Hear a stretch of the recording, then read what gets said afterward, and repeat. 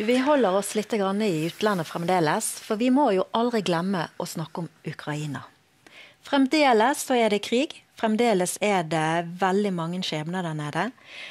Og du har hatt en veldig interessant samtale med en, Bjarte. Ja, like etter at krigen brøt ut i fjor, så fikk jeg intervjue Maksim Belousov i bomberegnet i Ukraina.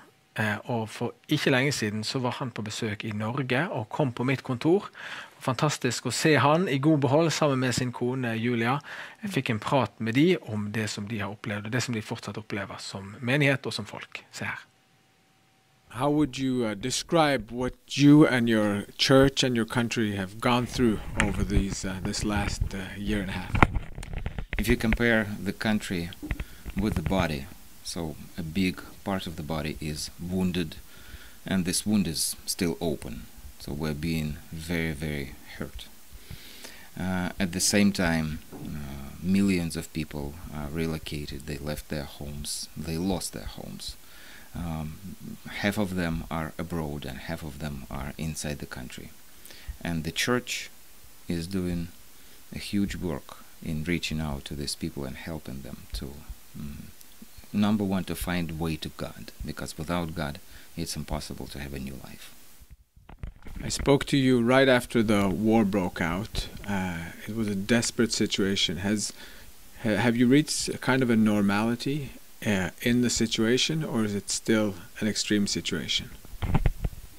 I would say that even in our city called Dnipro, we have both war and normal life together, which is really strange for many people, but still the life goes on, and our city is not on the front line, so we need to work, we need to do our life, so we just continue living. How is your church doing right now? It's doing really good. We've been through different stages, big pain and suffer and unforgiveness, I would say so too. And right now I think we are recovering, and in the midst of all of this we help a lot to the society. Mm-hmm. How would you describe the spiritual situation in the country right now? I know right after the war people were looking to God, calling on God. Where are you at now? People are still looking for God, and I believe it's the church's critical mission to be relevant and to help people find this path to Jesus. So there are many people in our church, or people who joined the church during the war, yes, who relocated from Donbass, Zaporizhia, Kharkov region. How do you look at the future?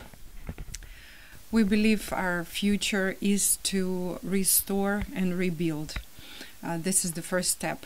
And actually, what we are doing, we're trying to be the instrument for so many military soldiers, for so many people that have post-traumatic syndrome. They are wounded not in their bodies, but in their souls so much.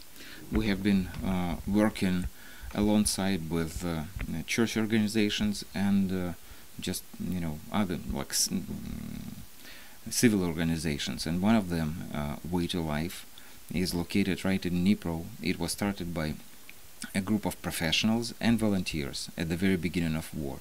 They are doing a lot to help wounded soldiers rehabilitate, and now they also added psychological help. And that's a lot. In our future, we see thousands and thousands of men and women who were hurt and traumatized by war, and they need recovery. And the church is involved in this ministry? Oh yes, the church is involved very much, definitely. What's it been like to be in Norway and get away from your country and meet brothers and sisters here? It was really refreshing. Especially my favorite country in the world is Norway. Yes, because of the nature, it's so beautiful, and I know that it's like a very even psychological rest for my mind. It was very needed break for me personally as well, because everywhere I look, I tell to myself, I'm drinking the beauty with my eyes. I'm trying to soak and remember it, and it's very good for my soul. But the main thing are friends. Yes, we are so happy to see our Norwegian friends and the church.